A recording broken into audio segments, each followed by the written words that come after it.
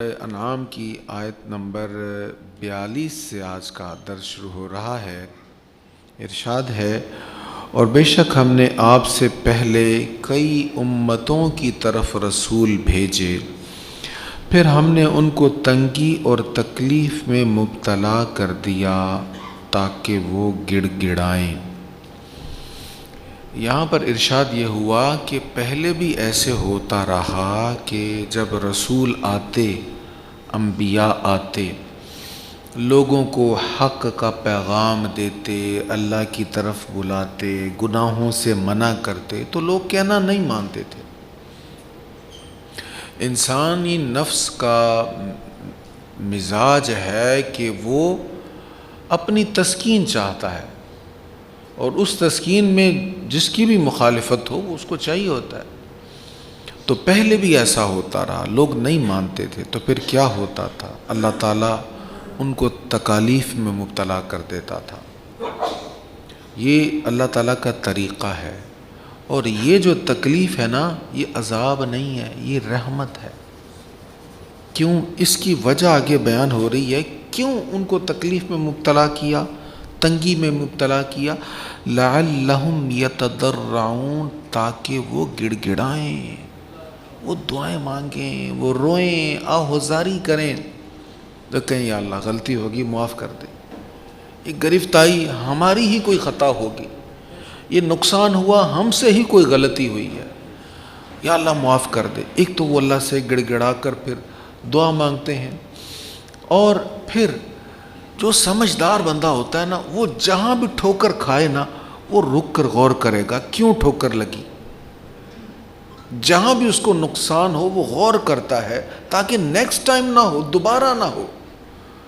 بیوقوف جب اس کو پرواہ نہیں ہے، ایک ٹھوکر لگی، اگلے پھر ٹھوکر، اگلے پھر ٹھوکر، اگلے پھر ٹھوکر۔ وہ قمر جلالوی نے کہا تھا، ابھی کھا کے ٹھوکر سنبھلنے نہ پائے کہ پھر کھائی ٹھوکر سنبھلتے سنبھلتے۔ وہ ٹھوکر پر ٹھوکر لگتی رہتی ہے، اور پھر بھی وہ سنبھلتا نہیں ہے۔ تو جب کوئی نقصان ہوتا ہے، کوئی تکلیف ہوتی ہے، تو سمجھدار بندہ غور کرتا ہے یہ نقصان کیوں ہوا، میں نے کچھ غلط ڈیل کی تھی یا کوئی غلط بات کی تھی جس کا نتیجہ یہ نکلا۔ اور جو نیک ہوتا ہے وہ غور کرتا ہے، ماضی میں سوچتا ہے کہ مجھ سے آج کل یا پچھلے دنوں میں کوئی خطا تو نہیں ہو گئی، کہیں کوئی غلطی تو نہیں ہو گئی، اپنے اعمال کا محاسبہ کرتا ہے، پھر سوچتا ہے اچھا فلاں کمی رہ گئی، اس وجہ سے یہ تکلیف آئی ہے۔ تو محاسبہ نفس کے لیے انسان کو موقع ملنا، یہ اللہ کی رحمت ہے۔ حضور قائد اہل سنت فرمایا کرتے تھے، اگر آپ کو ہفتہ عشرہ کوئی تکلیف نہ آئے، کئی دن گزر جائیں، مہینوں گزر جائیں، کوئی تکلیف نہیں آئی، کوئی ٹینشن پریشانی نہیں آئی، تو توبہ کرو، کہیں اللہ ناراض تو نہیں ہے۔ کیوں؟ اس لیے کہ جیسے ہی تکلیف آتی ہے بندہ بھاگ کے رب کے پاس جاتا ہے۔ بچے کو تکلیف پہنچتی ہے، بھاگ کے ماں کے پاس جاتا ہے نا، بندے کو تکلیف آتی ہے فوراً رجوع اللہ کرتا ہے۔ تو تکلیف اللہ تعالیٰ کی طرف سے نعمت ہوتی ہے، یہ اللہ تعالیٰ کی کرم نوازی ہوتی ہے کہ اس تکلیف کی وجہ سے انسان اللہ کی بارگاہ کی طرف پھر چلا جاتا ہے۔ تکلیفیں مانگنی نہیں چاہیے، راحت ہی مانگنی چاہیے، آسانی ہی مانگنی چاہیے، اور آسانی ہی بانٹنی چاہیے، لیکن اگر تکلیف آ جائے تو پھر رجوع اللہ کا یہ بہترین موقع ہوتا ہے۔ تو اللہ کریم فرما رہا ہے، ہم نے ان کو تنگی اور تکلیف میں مبتلا کیا تاکہ وہ گڑ گڑائیں، تاکہ وہ توبہ کر لیں، گناہوں کو چھوڑ دیں۔ تو جب ان کے پاس تنگی کا عذاب آیا تو انہوں نے کیوں نہ گڑ گڑا کر دعا مانگی، فلولا، کیوں نہیں ایسے کیا بھائی، یہی تو موقع تھا۔ تکلیف آئی، مصیبت آئی، ساری امت پر کتنی بڑی آفت آئی، ہزاروں بے گناہ شہید ہو گئے، اور اربوں کھربوں منہ اٹھا کے بیٹھے دیکھ رہے ہیں، کسی کے پاس کچھ ہے نہیں کرنے کو، حکمرانوں کو گالیاں دی جا رہی ہیں، بھئی اور کچھ نہیں کر سکتے، رو تو سکتے ہو رب کے سامنے، یا اللہ ہم سے غلطی ہو گئی، من حیث الامت ہم خطا کار ہوئے، جو اتنا بڑا سانحہ امت پر آ گیا، اور لوگوں کا شہید ہو جانا یہ تو نقصان ہے ہی، لیکن اتنے مظلوم بھائیوں کو شہید کر دینا اور پھر کوئی اٹھ کے کوئی بات بھی نہ کر سکے، یہ تو بے غیرتی ہو گئی نا، یہ تو ذلت ہو گئی۔ تو اتنی ذلت میں صورتحال ہو، ایسے میں ہم پھر بھی گڑ گڑا کر دعا نہ مانگے تو یہ بدبختی ہے نا۔ تو اللہ تعالیٰ فرما رہا ہے جب ان پر تکلیف آئی، تنگی آئی، تو انہوں نے کیوں نہ گڑ گڑا کر دعا مانگی۔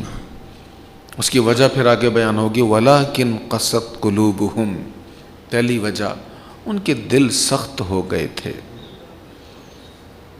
قسط، سخت ہونا، دل کی سختی بہت بڑا وبال ہے، یہ بہت بڑی مصیبت ہے۔ جس کا دل نرم ہوتا ہے نا، بہت جلدی رجوع اللہ کر لیتا ہے۔ دل نرم ہو، بڑی جلدی بندہ معاف کر دیتا ہے۔ دل نرم ہو، بڑی جلدی اس کو بتایا جائے نا یہ تو خطا پر ہے، جلدی مان جاتا ہے۔ لیکن اگر دل سخت ہو جائے نا تو پھر کچھ بھی نہیں ہوتا۔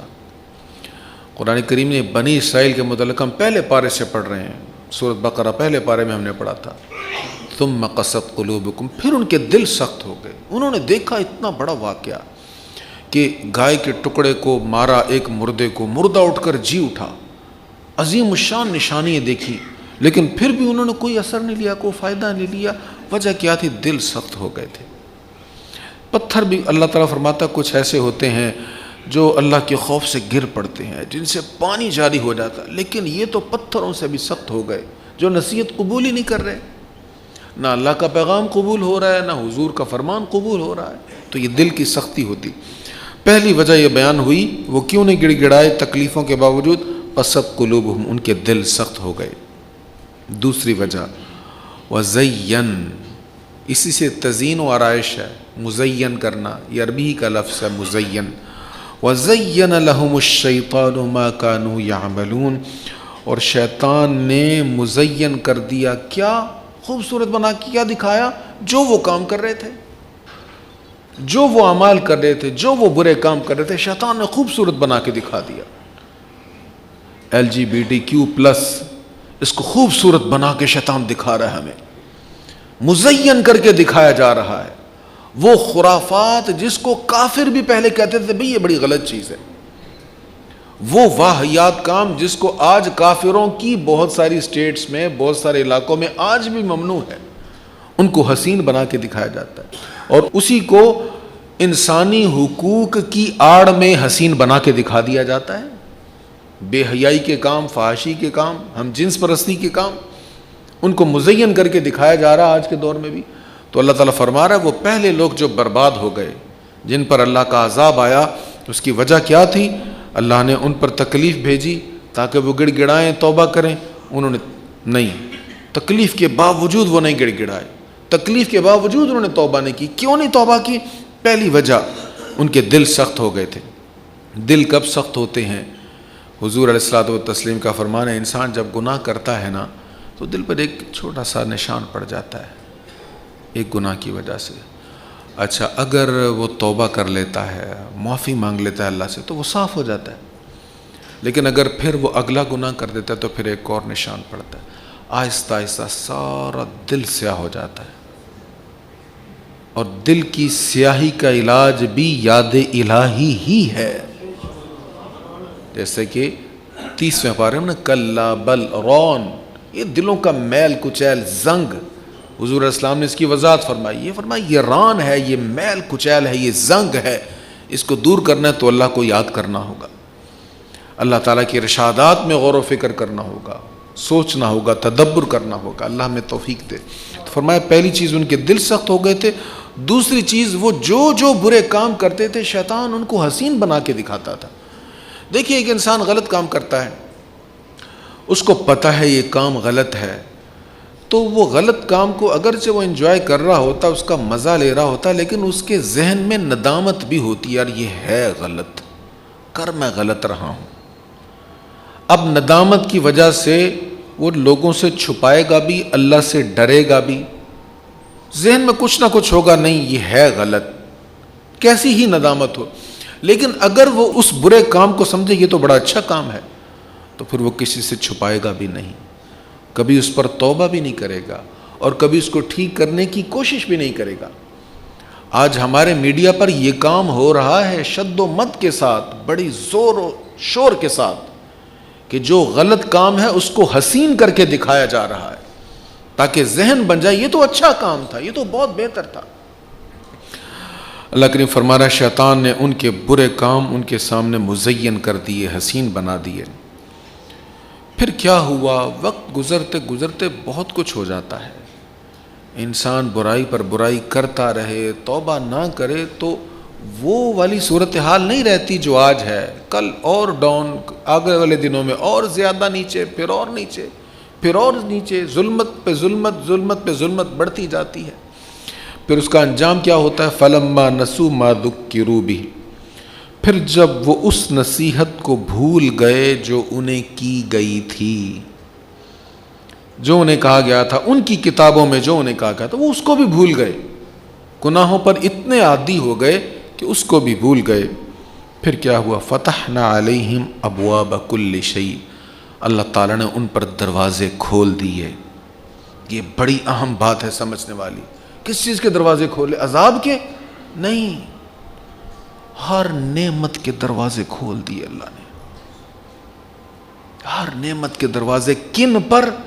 جو گناہ کر رہے تھے، نافرمانی کر رہے تھے، اللہ کی طرف سے سختی آئی پھر بھی نافرمانی کرتے رہے، جن کے دل سخت ہو گئے تھے، جو اللہ کی نصیحت کو بھول گئے، اللہ کے کلام کو، اس کے ارشاد کو بھول گئے، اللہ نے ان پر ہر نعمت کے دروازے کھول دیے۔ فتحنا علیہم ابواب کل شیء، فرماتا تو ہم نے ان پر ہر چیز کے دروازے کھول دیے۔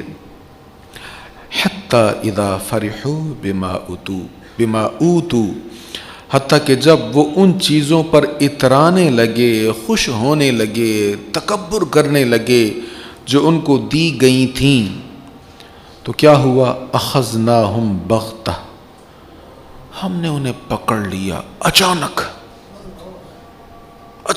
گرفت ہو گئی، پھر اچانک عذاب آ گیا۔ فَإِذَا هُمْ مُبْلِسُونَ، اور وہ نا امید ہو کر رہ گئے، اچانک پھر عذاب آیا۔ اب گناہوں کے باوجود اگر کوئی تکلیف نہیں آ رہی نا تو یہ ڈرنے والی بات ہے۔ ہم گناہ کر رہے ہیں پھر بھی کوئی تکلیف نہیں ہے، پھر بھی رزق بڑھتا ہی جا رہا ہے، کاروبار بڑھتا ہی جا رہا ہے، ہم گناہ پہ گناہ کر رہے ہیں پھر بھی گرفت نہیں ہو رہی، اس کا مطلب اللہ راضی؟ بھئی نہیں راضی نہیں، ناراض ہے۔ وہی قائد اہل سنت کا جو ارشاد میں نے پہلے بتایا، ہفتہ عشرہ تکلیف نہ آئے تو رجوع اللہ کر لو، کہیں اللہ ناراض تو نہیں، اعمال صالحہ ہمارے درست نہیں، گناہ ہم چھوڑ نہیں رہے، نیکیاں ہم کر نہیں رہے، فرائض ہم کر نہیں رہے، رزق پھر بھی بڑھتا جا رہا ہے، کاروبار پھر بھی بڑھتا جا رہا ہے۔ یہ کاروبار کا بڑھنا اللہ کی ناراضگی ہے۔ اگر یہ ایسے ہی رہا، یہ ڈھیل ہے، یہ ڈھیل جب ہوتی ہے پھر اچانک گرفت آتی ہے۔ حضرت عقبہ بن عامر رضی اللہ تعالیٰ عنہ روایت کرتے ہیں، نبی کریم علیہ الصلوۃ والتسلیم نے ارشاد فرمایا، جب تم دیکھو کہ اللہ تعالیٰ بندوں کو ان کے گناہوں کے باوجود ان کے سوالوں کے مطابق عطا فرماتا ہے، بندے گناہ بھی کر رہے ہیں اور جو جو سوال کر رہے ہیں اللہ سے، اللہ دیے بھی جا رہے ہیں، رزق مانگا، آرام مانگا، سہولتیں مانگی، جو جو مانگا اللہ دے رہا ہے۔ تو فرمایا یہ صرف اللہ کی طرف سے ان کے لیے ڈھیل ہے، یہ ڈھیل ہے اللہ کی طرف سے، یعنی خوشی کا اظہار نہیں ہے، اللہ کی رضا نہیں ہے، یہ ڈھیل ہے، وہ ڈھیل جس کے بعد اچانک گرفت ہوتی ہے اللہ تعالیٰ کی۔ یہ مسند امام احمد بن حنبل کی حدیث ہے۔ تو فرمایا تو ہم نے ان کو پکڑ لیا اور وہ نا امید ہو کر رہ گئے، پس ظالموں کی جڑ کاٹ دی گئی، ایسا عذاب آیا، ظالموں کی جڑ کاٹ دی گئی۔ والحمدللہ رب العالمین، اور تمام تعریفیں اللہ ہی کے لیے ہیں جو تمام جہانوں کا پروردگار ہے۔ ظالموں کی جڑ کاٹ دی گئی، اس کے ساتھ اللہ تعالیٰ کی تعریف کی گئی، اس لیے کہ جب ظالم کی جڑ کٹتی ہے تو وہ جو مظلوم ہو رہے ہوتے ہیں اس کے ظلم کی وجہ سے ان کو سکون ملتا ہے، وہ اطمینان میں، عافیت میں آ جاتے ہیں۔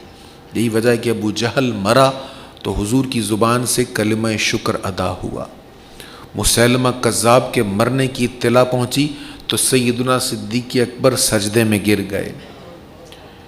اور یہ جو 10 محرم الحرام کا یوم عاشور کا روزہ ہے، یہ کس بات پر ہے؟ اس بات کی خوشی ہے کہ فرعون غرق ہو گیا، اس سے آگے ارشاد ہے آپ کہیے یہ بتاؤ اگر اللہ تمہارے کان اور تمہاری آنکھیں لے جائے اور تمہارے دلوں پر مہر لگا دے تو اللہ کے سوا کوئی معبود ہے جو یہ چیزیں تمہارے پاس لے آئے؟ دیکھیے ہم کس طرح بار بار دلائل بیان کرتے ہیں پھر بھی وہ روگردانی کرتے ہیں۔ تو اللہ تعالیٰ کبھی عقلی دلائل کبھی نقلی دلائل ارشاد فرماتا ہے تاکہ بندوں کی اصلاح ہو جائے۔ قرآن مجید میں کئی انداز سے دلائل اللہ تعالیٰ نے ارشاد فرمائے، قسمیں ارشاد فرمائیں، عقلی دلائل ارشاد فرمائے۔ قرآن کریم کی بہت ساری آیات ہیں جو آج کی سائنس جن کے سامنے عاجز ہے، تو قرآن کریم نے وہ بھی دلائل ہمیں عطا فرمائے۔ قرآن کریم نے پیش گوئیاں بہت ساری کی، تاریخ اس پر گواہ ہے۔ پرشین امپائرز کے بارے میں، رومنز کے بارے میں سورۃ الروم میں جو پیش گوئی ہوئی ہے، تاریخ دان اس پر شاہد ہے کہ جو قرآن نے کہا تھا کہ یہ رومی جو ہیں یہ پرشین پر غالب آ جائیں گے، اس دور میں تو حالات ایسے نہیں تھے کہ رومی کبھی بھی فارسیوں پر غالب آ جاتے، لیکن قرآن نے جو پیش گوئی کی اس کے عین مطابق اتنے ہی سالوں کے اندر وہ غالب آ گئے۔ تو قرآن کریم نے کئی انداز سے دلائل دیے تاکہ لوگ اللہ تعالیٰ کی بارگاہ کی طرف رجوع کر لیں۔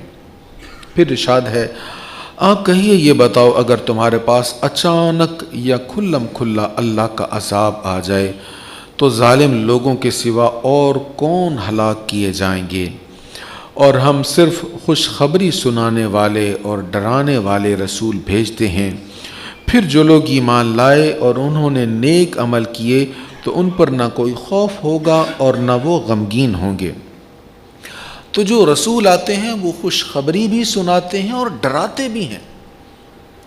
صرف ڈرانے والی باتوں کو یاد رکھنا یہ درست نہیں ہے، اور صرف خوشخبری کو یاد رکھنا یہ بھی درست نہیں ہے۔ یہ دونوں چیزیں جب یاد رہیں گی تو پھر انسان صحیح راستے پر چلے گا۔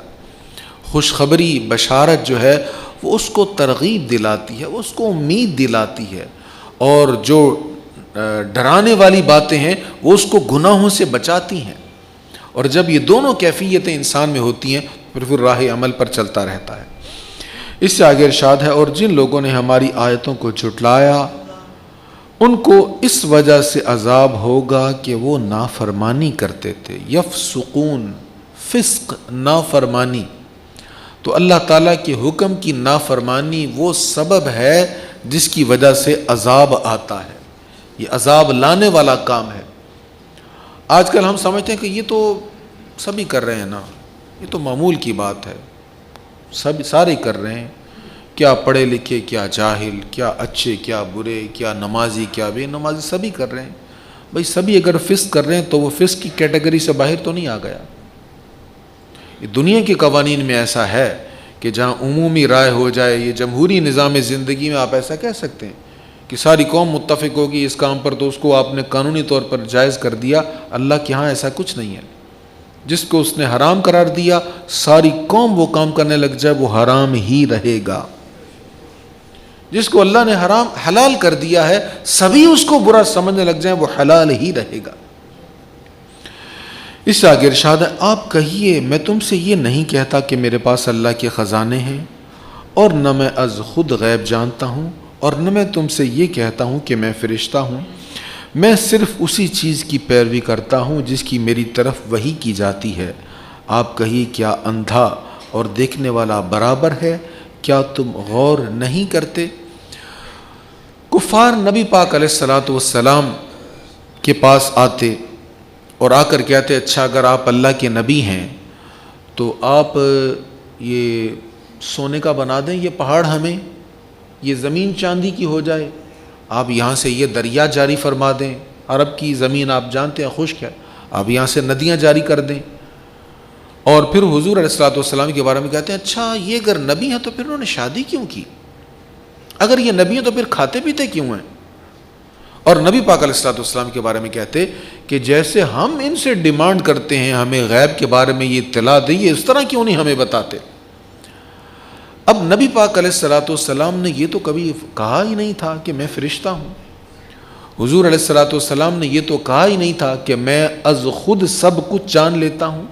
ہاں علوم غیب ہے حضور علیہ السلام کے پاس، قرآن مجید کی بہت ساری آیات اس پر شاہد ہیں، ما کان وما یکون کا علم اللہ نے محبوب کو عطا فرمایا، قرآن مجید اس کو بیان کر رہا ہے۔ لیکن جتنا بھی علم غیب نبی پاک علیہ السلام کے پاس ہے وہ سب اللہ کا عطا کیا ہوا ہے۔ حضور علیہ السلام کا اپنا از خود جانا ہوا نہیں، رب کریم کا دیا ہوا ہے۔ تو حضور علیہ السلام کو جب وہ اس طرح کی باتیں کہتے تو آیت کریمہ نازل ہوئی، آپ کہیں میرا تو یہ دعویٰ ہی نہیں ہے بھئی، میں تو تمہیں یہ بتاتا ہوں میں اللہ کا نبی ہوں، جو تمہیں سنا رہا ہوں وہ وحی ہے اور اللہ کا کلام ہے، اس پر دلائل موجود ہیں، اس کا رد کرو اگر تم کر سکتے ہو، اور اس کے لیے تمہیں چیلنج ہے، قرآن جیسا قرآن لے آؤ بنا کر، چلو قرآن نہیں 10 صورتیں بنا کر لے آؤ، چلو 10 نہیں 1 صورت بنا لو، چلو صورت نہیں 1 آیت بنا لو، وہ دلائل تمہارے لیے موجود ہیں۔ تو یہ تو دعویٰ ہی نہیں کیا کہ میں فرشتہ ہوں۔ تو پھر اب اس تفسیر کو سننے کے بعد پھر آیا ترجمہ سنیے آیت کریمہ کا، آپ کہیے میں تم سے یہ نہیں کہتا کہ میرے پاس اللہ کے خزانے ہیں، یہ تو میں نے دعویٰ کیا ہی نہیں ہے۔ اچھا یہ الگ بات ہے جب جنگ خندق تھی اور وہ ایک چٹان ٹوٹ نہیں رہی تھی تو سرکار کریم علیہ السلام نے ایک ضرب لگائی تو اس میں شگاف پڑ گیا، 3 ضربیں لگائیں تو وہ ٹوٹ گئی، وہ ساری ٹوٹ گئی۔ تو تینوں ضربوں پر حضور نے فرمایا اعطیت مفاتیح الشام، اعطیت مفاتیح الیمن، فارس، اور ایک مقام پر حضور نے فرمایا مجھے اللہ نے زمین کے خزانوں کی کنجیاں عطا فرما دی، اور یہ بخاری کی حدیث ہے، انا قاسم واللہ موتی، میں تقسیم کر رہا ہوں اللہ عطا فرماتا ہے، اور بخاری ہی میں یہ حدیث ہے اسی صفحے پر، انما انا قاسم وخازن واللہ یؤتی، میں ہی تقسیم کرتا ہوں، خزانے میرے پاس ہے اور اللہ مجھے عطا فرما رہا ہے۔ لیکن سرکار کریم علیہ السلام پر جب یہ آیت اتری اس وقت تک حضور نے تو یہ دعویٰ کیا ہی نہیں تھا کبھی میرے پاس خزانے، اس لیے فرمایا میرا جو دعویٰ ہے وہ یہ نہیں ہے، میں تم سے یہ نہیں کہتا میرے پاس اللہ کے خزانے ہیں، نہ میں از خود غیب جانتا ہوں، اور نہ میں تم سے یہ کہتا ہوں کہ میں فرشتہ ہوں، میں صرف اسی چیز کی پیروی کرتا ہوں جس کی میری طرف وحی کی جاتی ہے۔ آپ کہیے اندھا اور دیکھنے والا برابر نہیں ہے، اندھا اور دیکھنے والا، یا اندھے سے مراد کہ کون ہے؟ جو علم والا نہیں، جو جاہل ہے، یا جو ایمان والا نہیں کافر ہے، اور دیکھنے والے سے مراد ایمان والا ہے، دیکھنے والے سے مراد صاحب علم ہے۔ تو جس طرح ایک جاہل اور عالم برابر نہیں ہے، ایک کافر اور مسلم برابر نہیں ہے، ایک عام مومن اور نبی بھی برابر نہیں ہے۔ فرمایا آپ کہیے کیا اندھا اور دیکھنے والا برابر ہے؟ افلا تتفکرون، کیا تم غور نہیں کرتے، فکر نہیں کرتے؟ تو یہ اس کے ساتھ ہی اس رکوع کا اختتام ہو رہا ہے۔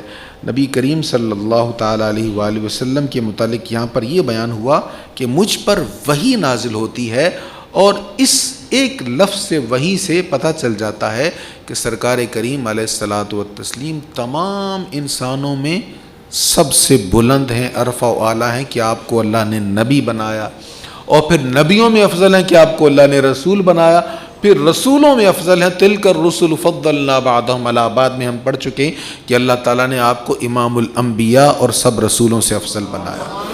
وآخر دعوایا ان الحمد للہ رب العالمین۔